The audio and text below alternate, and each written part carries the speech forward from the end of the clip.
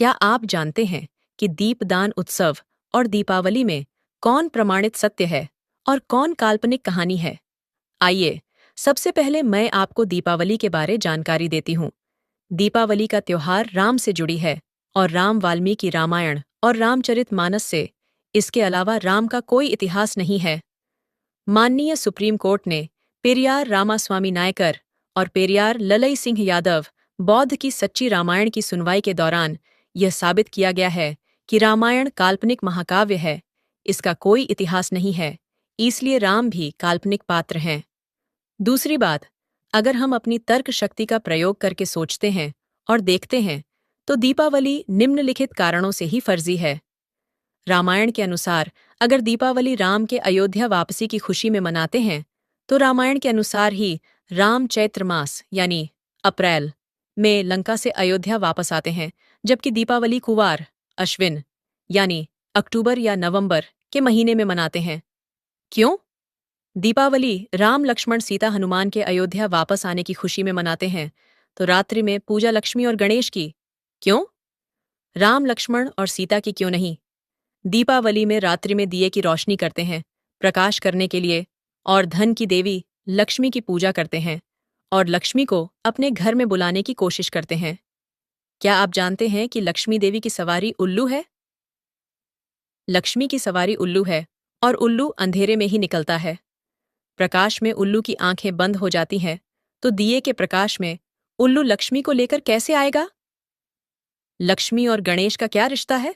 राम लक्ष्मण, सीता और बंदर हनुमान को छोड़कर लक्ष्मी और गणेश की पूजा। क्यों? क्या राम में धन और बल देने की शक्ति नहीं है? गणेश कौन? 50 किलो के इंसान के गर्दन पर 500 किलो के हाथी का गर्दन जोड़ दिए। अब वजन 550 किलो का हो गया और सवारी 100 ग्राम चूहा की कैसे? ऐसे ही बिना दिमाग लगाए बनाए गए भगवान को गणेश नाम देकर सबसे पहले पूजने का स्थान दिया गया। वास्तव में बुद्ध को ही काल्पनिक गणेश बनाया गया है, क्योंकि महात्मा बुद्ध के अनुसार अष्टांगिक मार्ग का अवलंब करने से दुहक का नाश और सुख की प्राप्ति होती है।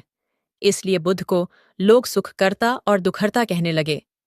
इस प्रकार महात्मा बुद्ध का नाम गणपति और अष्टविनायक पड़ा। बुद्धा अष्टांगिक मार्ग।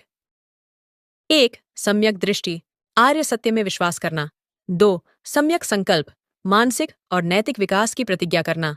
3. सम्यक वाक, हानिकारक बातें और झूठ न बोलना। 4. सम्यक कर्म, हानिकारक कर्म न करना।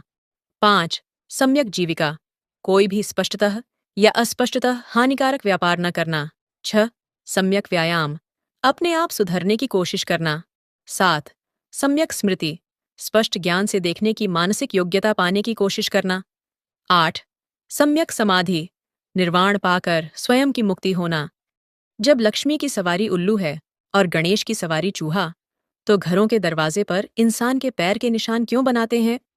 अगर हम अपने दिमाग की तर्क शक्ति का प्रयोग करते हैं तो ये प्रश्न उठते हैं। ब्राह्मणों ने कहा कि सवाल मत करो, सिर्फ उल्लू बने रहो और मानते रहो। धर्मगुरुओं ने कहा था कि धर्म में सवाल मत करो, जैसा हमने कहा बस मान लो। बुद्ध ने कहा था कि तर्क करो, पहले जानो फिर मानो। आइए अब जानते हैं कि दीपदान उत्सव क्यों और कैसे मनाते हैं। दीपदान का अर्थ है दीप का दान, अर्थात प्रकाश फैलाना, ज्ञान ज्योति लोगों को सही सामाजिक शिक्षा देना।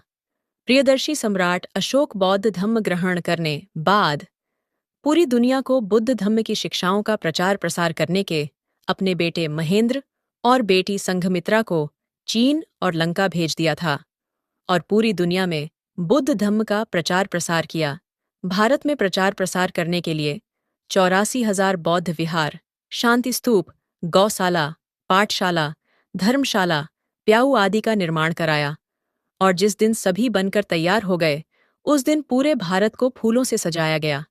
क्योंकि उस समय बिजली नहीं थी, इसलिए ही प्रकाश करने के लिए सभी जगहों पर दिए जलाए गए थे। लोग आपस में खुशी से एक दूसरे के गले मिलते थे और एक दूसरे को उपहार देते थे। उसी को दीपदान उत्सव के नाम से जानते थे, जो कि क्वार अक्टूबर या नवंबर के महीने में आता है। कुछ जानकारी जो कि ब्राह्मणों ने दीपदान उत्सव से चुराकर दीपावली बनाया है। सम्राट अशोक के समय में दीपदान उत्सव पर तथागत गौतम बुद्ध और उनकी माता महामाया की मूर्ति की वंदना करते थे। ब्राह्मणों ने महामाया को ही माया अर्थात लक्ष्मी बनाया है और तथागत गौतम बुद्ध को ही गणेश बनाकर दीपावली में लक्ष्मी और गणेश की पूजा करवाते हैं। इसलिए आज भी कुछ तार्किक लोग जो सत्य बौद्ध दीपदान उत्सव मनाते हैं, न कि काल्पनिक दिवाली। तथागत गौतम बुद्ध और उनकी माता महामाया, सम्राट अशोक और बाबा साहब डॉ आम्बेडकर की मूर्ति या फोटो को सामने रखकर दीप जलाकर वंदना करते हैं। तथागत गौतम बुद्ध अपने जीवन काल में पैदल ही पूरे भारत में घूम घूम कर धम्म का प्रचार प्रसार करते रहे। इसीलिए घरों में बनाए जाने वाले पैरों के निशान लक्ष्मी के नहीं, बल्कि तथागत गौतम बुद्ध के हैं।